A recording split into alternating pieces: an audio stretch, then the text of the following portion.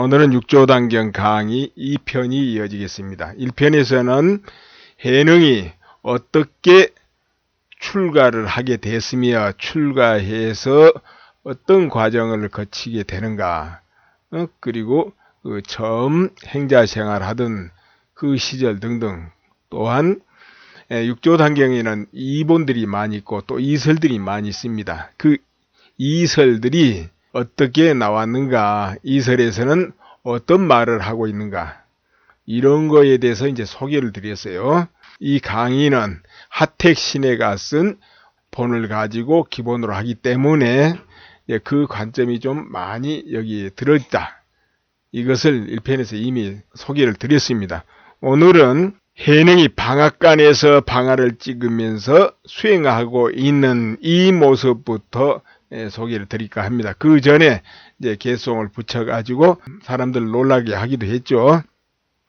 어느 날 오조께서 가만히 방앗간에 오시게 됩니다. 그때 이제 해능은 등에다가 돌을 쥐고 방아를 찍고 있었습니다. 이 방아는 디딜방아이기 때문에 등에다 돌을 짊어지고서 딛고 이렇게 하는 방아입니다. 그 방아를 찍고 있는데 이런 말씀을 하십니다.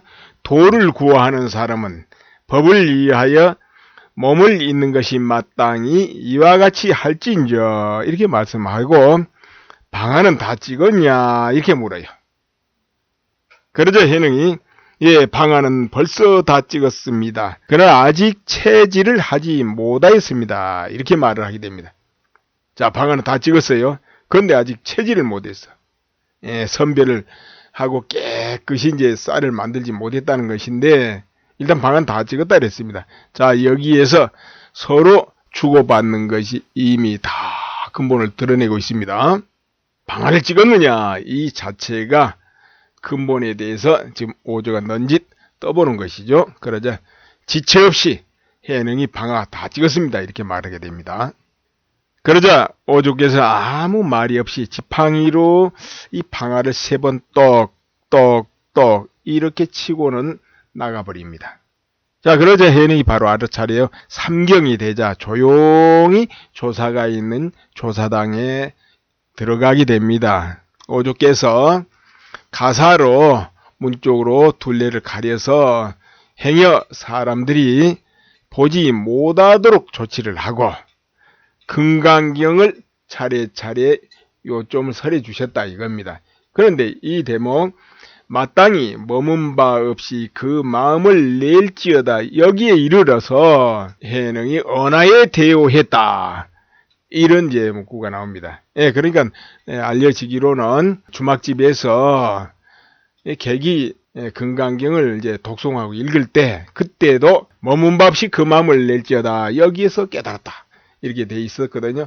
자, 그러니까 이제 거기서 마음이 열리긴 열리는데 다시 한번 오조가 설해 주시는 이 문구를 듣고 제대로 이제 확연하게 대오했다, 이렇게 해석하면 됩니다. 그래서 여기서 오조께 이런 말씀을 해능이 드리게 됩니다. 자성이 본래 스스로 청정함을 알았으며 어찌 자성이 본래 생멸하지 않는 것임을 알았으며 어찌 자성이 본래 스스로 구조감을 알았으며 어찌 자성이 본래 동요가 없음을 알았으며 어찌 자성이 능히 만법을 내음을 알았겠습니까, 이렇게 말합니다. 자, 여기서 자성 스스로 성품이죠. 그러니까 이제 근본의 그 본자리, 이것이 본래 청정하더라 이거죠. 청정하게 할 게 아니고 본래 청정했다는 것이죠. 본래 청정했고 또 본래로 시작도 끝도 없고 생도 멸도 떠난 자리였다 이겁니다. 자, 눈앞에 모든 사물은 생멸합니다.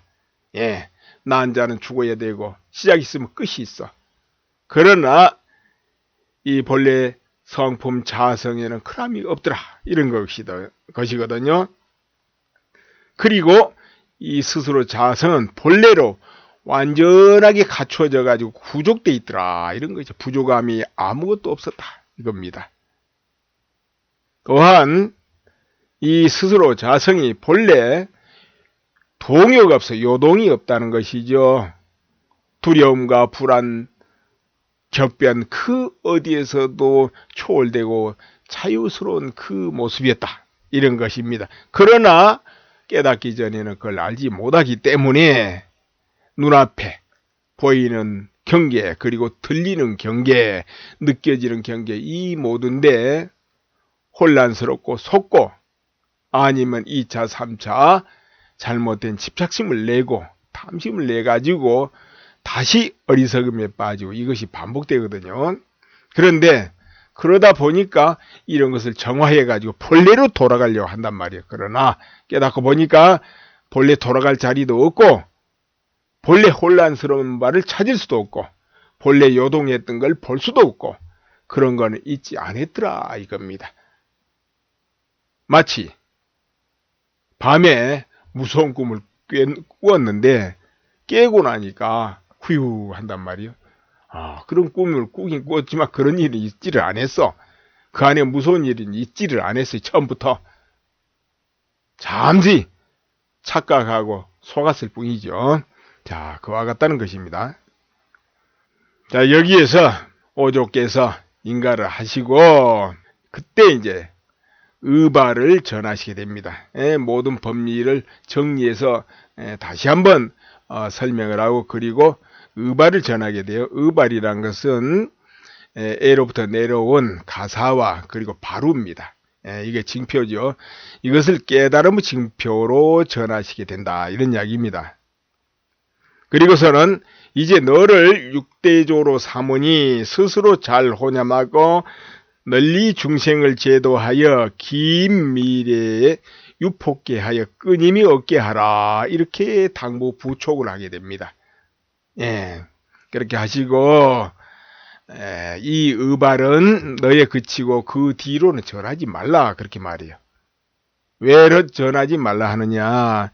그렇게 되면 신랄같이 가늘어진다는 것이죠. 그러니까 넓게 법을 펴서 펼치라는 것이죠. 의발을 전하게 되면은 의발을 가진 자는 깨달음을 얻었다, 밖으로부터 인정받는 것이고, 그게 없는 자는 깨닫지 못했다, 이렇게 돼버릴 거란 말이에요.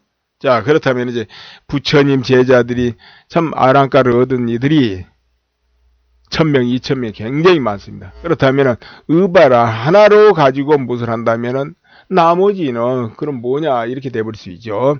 그래서 이 의발을 전할 때는 언제 전하느냐? 세상에 혼탁하고 깨달은 자와 깨닫지 못한 자, 일반인들이 구분할 수가 없고, 누가 정법을 이었는지 모를 이런 상황이 될 때, 그러니까 법이 신랄같이 약할 때는 의발을 전해가지고 징표로 삼습니다. 이 사람이 바로 법을 얻으니다, 이와 같이요. 그러나 이제 법이 일단 퍼져서 성하게 되고 많은 사람이 법에 기이하고 그 법을 수행하고 수련하게 될 때는 그렇게 의발을 전하게 되면 오히려 역효과가 난다는 것이죠. 좁아져 버려. 그래서 이제 오조께서 그와 같은 말씀을 하시고 의발을 더 이상은 전하지 말아라. 괜히 다툼의 실마리가 될 것이다, 이렇게 이제 말하게 됩니다. 자, 그러자 해능이 어느 곳을 향하여 가오리까, 이렇게 물으니까 이제 회를 만나면 머물고 회를 만나거든 숨어라, 이래요. 회자가 이제 다 다른 회자입니다. 이렇게 되는데 이 회에 대해서 잠깐 설명을 이제 드리고 가야 되겠네요. 조금 앞서 말한 회는 품을회입니다. 여기서는 이제 머물러라는 거예요. 그리고 그 다음 회는 모일회자를 써요. 여기서는 숨어라 그랬는데, 그렇다면은 이 뜻들이 무엇을 말하는가? 그것은 이제 육조단경에 뒤에 자세히 나오질 않았습니다. 그래서 품을해 여기 쓴 경우는 나중에 인종법사를 만나가지고 이제 그때부터 법을 펴기 시작하죠. 이쪽에서는 모든 이가 환영해가지고 법을 전하기를 바라기 때문에 이때 아마 이 경우는 머물러라, 이런 경우에 해당하지 않을까, 이렇게 생각을 해볼 수 있고, 그 다음에 이제 그 다음 해가 모일해인데, 해능이 나중에 15년간을 사냥꾼 틈에 섞여가지고 숨어 지내면서 보림을 하게 됩니다. 그래서 이 경우에 이 무리들의 숨어가지고 지낸 거, 이런 것을 표하지 않을까, 이렇게 생각을 해볼 수도 있습니다만은, 이 부분에 대해서는, 이제 자세하게 이것이 저것이다, 이렇게 말한 곳은 없습니다. 그렇게 아시고 넘어가기로 하겠습니다. 그러니까, 이때 해능이, 저는 남중 사람이라 이곳 산길을 알지 못합니다. 어떻게 하면 강구로 빠질 수 있겠습니까? 이렇게 물어 이제 강 쪽으로 갈 수 있겠냐 물으니까 너 걱정할 거 없다. 내가 너를 전송하리라. 이렇게 됩니다. 그래가지고 같이 그 강에 이르러서 그러니까 이제 배가 한 척 있으니까 그 배를 오족께서 직접 저 가지고 이제 건너주게 됩니다. 그러자 해능이 이렇게 말했죠. 화산께는 앉으십시오. 제자가 마땅히 노를 젓겠습니다. 그러자 이제 오조가 내가 마땅히 너를 건네줄 것이다. 이렇게 이제 직접 노를 저어갑니다. 그러나 해능이 미욱한 때는 스승님께서 건네주셨거니와 깨친 다음에는 스스로 건네겠습니다. 건넌다는 말은 비록 하나 이오나 쓰는 곳은 같지 않습니다. 해능은 변방에 태어나서 말조차 바르지 못하옵더니 스님의 법을 받아 이제는 이미 깨쳤사오니 다만 마땅히 자성으로 스스로 건넬 뿐입니다. 이렇게 이제 스승께 이제 말씀드립니다. 그러자 오조께서 옳도다. 이후로 이 법이 너로 말미암아 크게 행할 것이다. 내가 간 3년 뒤에 나는 세상을 떠날 것이니 너는 이제 잘 가거라. 힘써 남쪽으로 항하여 가되 속히 설하려고 서두르지 말라. 범난이 이르리라. 이렇게 이제 예언까지 하십니다. 스승과 제자가 강을 건너는 이 순간에도 서로가 서로 법을 표하고 근본을 드러내고 다지고 하고 있습니다. 스승이 건네줍니다. 그러나 해능 입장에서 이제 깨달았으니까 제가 스스로 건네겠습니다. 또 그리고 자성이란 것이 그와 같다는 것을 이제 여기서 간략하게 이야기하고 있는 겁니다. 그러자 스승이 옳도다. 이게 동의해주고 있습니다. 해능이 오조 홍인대사를 하직하고 2달 동안 열심히 걸었는데 대유령이라는 그곳에 이르렀다 이것이죠. 그런데 이 오조께서 여러 날이 됐는데도 당에 오르시질 않아. 대중들이 이제 왜 그런고 이런 생각하고 화상이시 어디가 한우라도 계십니까? 아프기라도 하냐 이렇게 물어요. 그러니까 병은 없다 그래요. 그러면서 하시는 말씀이 의법이 나무로 갔느니라. 이래. 그러니까 의발과 법이 나무로 갔다는 거죠. 그러자 제자들이 누구에게 천수하셨습니까? 묻게 되죠. 능한 자가 얻었느니라. 이렇게 말한다면 그때 대중들이 알아차렸다는 거예요. 그 해능 행자로구나. 하고 이제 여기 책에는 그 뒤로 이제 수백 명이 뒤를 따라 쫓았다는 것이죠. 그 의발을 뺏겠다고. 그래서 이제 이런 부분이 우리가 지금 현대에서 볼 때는 참 이해 안 되는 부분이 있습니다. 스승이 의발을 전했으면 전한 것인데 그것이 아니 되겠다고 수백 명이 뒤를 쫓아서 뺏으려 했다. 그렇다면 그 당시 그 의발이 정말로 그렇게 이제 중요하게 여기고 그럴 수 있어서 아마 그렇지 않겠나 이렇게도 우리가 해석을 할 수 있어요. 마치 의발에가 법이 있는 것처럼. 사실은 법은 의발에 있는 건 아니죠. 의발을 가졌다고 해서 없는 법이 생기는 것이고 의발을 뺏겠다고 해가지고 있던 법이 어디로 도망가겠습니까? 그건 상관없으나 이 형식에 치우친 그 집단에서는 또 그렇게 의발을 뺏으러 가야 된다 이런 의논이 있을 수도 있는 겁니다. 그래서 이제 책에 있는 대로 우리가 해석을 하고 넘어갑시다.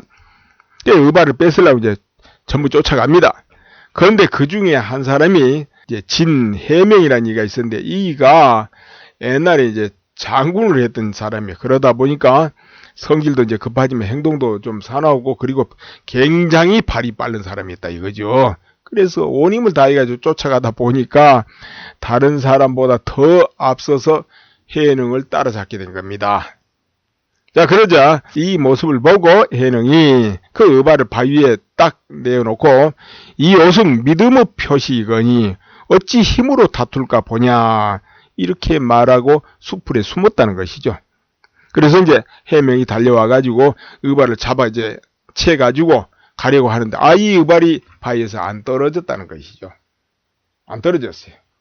그러자 이제 해명이 이제 이렇게 말하죠. 행자시여, 행자시여. 이제 이때까지만 해도 해능은 계를 안 받았기 때문에 스님이 아닙니다. 정식 스님은 아니었어요. 그냥 그래서 이제 행자시여, 행자시여 이렇게 이제 부르게 되는데, 저는 법을 위하여 왔습니다. 의발 때문에 온 것이 아닙니다. 이렇게 말을 해요. 그래서 이제 해능이 나와 가지고 이제 반석이 앉으니까 해명이 절을 했다는 거예요. 자, 그렇다면 이제 여기에서 우리 참 뭐를 볼 수 있냐면, 이 해명이란 이 전직 장군은 이 쫓아온 것이 의발 뺏으려고 온 게 아니고 실제로는 법이 남쪽으로 갔다니까 그 법 때문에 쫓아왔다, 이런 이야기 되는 겁니다. 그러니까 바로 해명이 이 해능 앞에 절을 하고 바라옵건대 행자시여, 저를 위하여 법을 설하여 주십시오, 이렇게 됐단 말이에요. 그러자 이제 해능이 내가 이미 법을 위하여 왔을진데 이제 모든 반열을 다 쉬고, 그러니까 이것저것 모두 연결해서 생각하고 인연 짓고 모든 이런 생각 마음속에 정해져 있고 붙들고 있는 거, 이게 반영이라는데 이것은 이제 다 쉬라 이렇게 말하죠. 한 생각도 내지 마라, 너를 위하여 말하리라, 이렇게 말합니다. 그리고 한참 있다가 자, 선도 생각하지 않고 악도 생각하지 않는 바로 이러한 때 어떤 것이 명상자의 본래 면목인고, 이렇게 묻게 된다 이겁니다. 자, 해능이 그렇게 물어요. 자, 지금 현재 선도 생각하지 않습니다. 악도 생각지 않아. 그러니까 그 마음에 선이다 악이다 옳다 그러다 일체에 붙들지 않고 있다. 자, 이러할 때 어떤 것이 해명의 본래 면목이냐 이라고 묻는 것입니다. 이 말을 듣고 이 해명상자가 바로 대오 깨달았다, 이런 이야기예요. 그리고 이제 다시 묻죠. 화상이시여, 이제는 화상이라고 이제 존칭을 합니다. 또 상내의로부터 내려온 비밀한 말씀과 비밀한 뜻 외에 다시 다른 비밀한 뜻이 있사옵니까? 이렇게 물어요. 그러니까 지금 현재 그것 말고 또 뭔가 있습니까? 이렇게 묻는 거예요. 그러자 해능이 그러죠. 너에게 말한 것은 비밀이 아니니 내가 만약 반조하면 비밀은 내 편에 있느니라. 그러니까 만약 이제 그런 이치를 그대로 반조해서 돌이켜서 살펴본다면은 비밀은 너한테 있다, 이렇게 말. 이게 무슨 뜻이냐면 이 본래 성품 이것을 계속 반조하게 되면 일체가 그 안에 있음을 이제 알게 된다는 것이에요. 따로 그 외에 비밀은 없다, 이런 이야기가 되는 것입니다. 자, 이러자 이제 해명이 비록 황매에 있었사오나 실로 아직도 자기 면목을 살피지 못하였사온데 이제 가르침을 받사오니 마치 사람이 물을 마셔보고 차고 돈 것을 스스로 아는 것과 같사옵니다. 이제부터 행자님은 이 해명의 스승이십니다. 이렇게 거기서 바로 이제 고하게 되는 것이죠. 그러자 해능이 내가 만약 이와 같을지인데 나와 너는 다 함께 황매를 스승으로 삼을 것이니 앞으로 잘 호지하라, 이렇게 됩니다. 그러니까 해능이 이 해명으로 하여금 너하고 나는 황매 5조 홍인대사를 스승으로 삼을 것이다. 꼭 그렇게 되면 서로가 사형사제가 되어버립니까?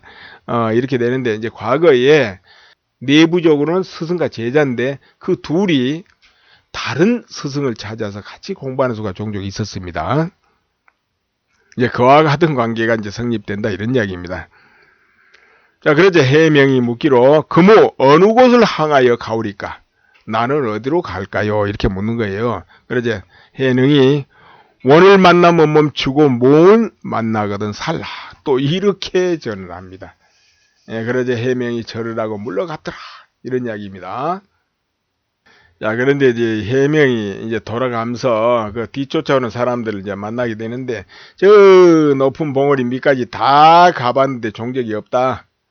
아마 다른 길로 가버린 것 같다. 그 길로 쫓아가야 될 것 같다. 이렇게 해가지고 그 무리들을 모두 방향을 바꿨다, 이런 이야기죠. 그 후에 해명은 이름을 도명이라 고쳤다 이럽니다. 이제 스승의 이름에 해자가 들어있으니까 자기 해자를 뺐다는 것입니다.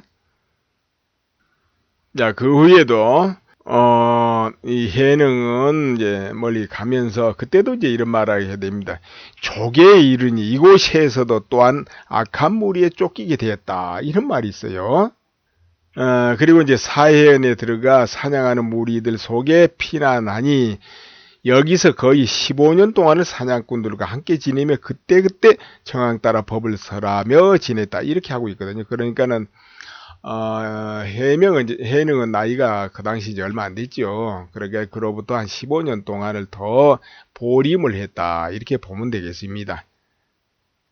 이제 그러다가 이제 하루는 때가 바로 마땅히 법을 펼 때다. 더 숨어 있을 것이 아니므로 드디어 산에서 나와 강주 법성사에 이르렀다. 이런 이야기입니다. 자, 사냥꾼들과 15년을 지내면서 거기서 보림을 하고 스스로 닦고 견고하게 기르다가 비로소 이제 법을 펼 때가 됐구나 하고는 이제 강주에 있는 법성사에 나왔다 이런 이야기입니다. 근데 이 법성사에는 인종법사가 있었습니다. 근데 이가 이제 열반경을 강하고 있었죠. 근데 그 대목 중에 바람이 불어 깃발이 펄럭이는 것을 보고 한 스님이 이제 말하기로 바람이 움직인다 이런 말을 한단 말이에요. 또 다른 스님은 깃발이 움직인다 이렇게도 말하고 의논이 끊어지지 않아 어떻게 맞냐 이래서고 그때 해능이 나서서 이런 말을 하게 됩니다. 바람이 움직이는 것도 아니며 깃발이 움직이는 것도 아니라 당신들 마음이 움직인 것이요 이렇게 말했다 이 말이에요. 그러자 거기 모인 많은 사람들이 그 말을 듣고 깜짝 놀랐다는 것이죠. 그리고 이제 그 인종법사가 해능을 상석으로 맞아 모시고 그리고 이제 묻게 돼요. 그리고 이것저것을 묻는데 모두 그 대답이 간략하고 이치가 딱 똑똑 떨어지거든. 그러니까 이렇게 말하죠. 행자님은 정말 비상한 분이십니다. 오래전부터 황매의 의법이 남쪽으로 내려왔다는 말을 듣고 있사온데 혹시 행자님이 바로 그분이 아니십니까? 이렇게 물어요. 그러자 해능이 그러합니다. 이렇게 말하게 되죠. 그러자 인종법사가 제자의 예를 바로 그 자리에서 갖추어 절을 하고 그 전례의 의발을 대중에게 내어 보이기를 청하게 된단 말이에요. 그 의발을 좀 봅시다 이렇게 된 겁니다. 그래서 이제 해능이 그 의발을 거기서 보여주게 되고 그 많은 대중들이 이제 믿음을 거기서 표하게 됩니다. 그러니까 의발이 이제 그럴 때 필요한 거예요. 그리고 인종법사 묻기로 항매에서 부촉하실 때의 가르침이 어떠한 것이옵니까? 이렇게 이제 묻게 되자 이런 대답을 했습니다. 해능이 가르침이란 없고 다만 견성만을 논할 뿐 선정해탈을 논하지 않사옵니다. 그러니까는 견성만을 논할 뿐 선정해탈을 논하지 않습니다. 이렇게 말했어요. 예, 견성을 중시할 뿐 나머지 선정이 해탈은 그런 건 말하지 않는다 이런 것이죠. 그러자 이제 인종이 또 묻게 되죠. 어찌하여 선정해탈을 논하지 않습니까? 이 부분 말이에요. 이제 제가 설명을 드리자면 과거의 수행자들은 깨닫기 위해서 어떻게 하든지 선정을 얻어야 된다. 또는 이제 공부하는 목표가 해탈 아닙니까? 이런 데 목표를 두고 굉장히 이제 노력을 했죠. 그런데 여기서는 그런 거 쏙 빼버리고 견성만을 논한다 이렇게 말하니까 인종이 이제 여기에 의문을 가지고 묻게 되는 것이죠. 자, 그러자 두 가지 법이 되기 때문에 이것은 바른 부처님법이 아닙니다. 불법은 둘이 아닌 법입니다. 이렇게 말해요. 어떤 것이 불법이 둘이 아닌 돌이겠습니까? 이렇게 또 인종이 다시 묻게 돼요. 자, 그러자 해능이 법사께서 열반경을 강설하며 저 열반경이 고기덕악 보살이 부처님께 사르기를 사중근계를 범한이나 오역죄를 지은이나 또는 일천제 등은 마땅히 성금 불성이 끊어집니까? 하고 이렇게 묻는 게 있다 이거죠. 그러자 부처님께서 이런 말씀을 하십니다. 성근에 둘이 있으니 하나는 상이요 둘은 무상이다. 불성은 상도 아니고 무상도 아니다. 그런 거로 끊어지지 않는 것을 둘이 아님이라 하는 것이며 또한 하나는 선이요 둘은 불선이니 불성은 선도 아니며 불선도 아니니 이런 거로 둘이 아니라 하는 것이며 또한 온갖 계를 범부는 둘러보나 지혜 있는 사람은 그 성을 요달하여 둘러보지 않으니 둘이 아닌 성품이 곧 불성입니다 하였어요. 자, 이거 이제 여러분 얘기 좀 조금 들어보면 복잡할 거예요. 그러나 이게 복잡한 말은 아니에요. 불성, 이것이 뭐냐 이렇게 할 때, 자, 일반경에 보면은 일천재나 이제 이런 오역제 지인들이 깨달음에 들어가냐 안 들어가냐, 지옥에 떨어지냐 마냐 이런 걸 논하는 게 있습니다. 예, 보통 일천재나 오역제를 지니는 무관 아비족에 들어간다, 뭐 이와 같이 돼 있거든요. 그러나 그들도 바로 깨달을 수 있고 지옥을 벗어날 수 있다는 것이 이제 열반경 정신이에요. 자, 왜 그러냐면은 선근, 예를 들어 보십시다. 형상 또는 그 반대는 이제 무상입니다. 이와 같은 것이 이제 두 법이죠. 두 법. 아까 두 법이란 것이 이런 겁니다. 선, 악. 그럼 그 두 법이에요. 두 법. 따뜻하고 차고, 더럽고 깨끗하고, 시작이 있고 끝이 있고, 이건 다 두 법입니다. 그러나 지금 불성이라고 합니다만은 불성, 성품, 그러니까 견성을 한다. 그 성품을 본다, 확인한다. 이와 같은 그 바탕, 광대무비한 이 바탕, 일체 신묘함을 갖춘 이 바탕은 아까 말한 양극, 양면성, 형상, 이것을 다 초월한 자리이기 때문에 역시 거기에는 일천재다, 혹은 오무관업을 지었다 등등이 여기서는 흔적도 없는 자리가 되는 것입니다. 그렇기 때문에 당연히 그렇다 할지라도 해탈할 수 있고 깨달을 수 있고 무관아비지옥을 벗어날 수 있고 이렇게 되는 것이 이제 당연하죠. 그 도리를 분명히 알아버린다면은 어떤 제업도 거기서는 흔적을 찾을 수 없게 되기 때문에, 물론 그와 같은 깨달음을 얻지 못하고 형상에 매여 있을 때는 그 과보를 또 면치 못하는 것이 또한 이 형상계다, 이렇게 해석을 하고 가야 됩니다. 무조건 없다 이렇게 되면 안 되죠. 또 그리고 또 한편으로 무조건 일천재나 오무관업을 지은 자는 깨달을 수 없다, 이렇게 정해졌다 이렇게 해도 안 된다, 이런 이야기가 됩니다. 그러니까 견성하면은 근본으로 바로 성품을 봐서 일체를 초월한다. 그렇기 때문에 따로이 선정을 논하고 해탈을 논하지 않는다, 이렇게 말하는 것입니다. 자, 이 말을 듣고 인종법사가 환히 합장하고, 제가 경을 강의하는 것은 마치 깨어진 기와장과 같고 인자께서 하신 논의는 진금과 같습니다. 금덩이와 같습니다. 이렇게 이제 말을 하죠. 자, 그러면 이제 이 편 강의는 이제 2편 강의는 여기서 마치고요. 또 다음에 뵙기로 하겠습니다. 감사합니다.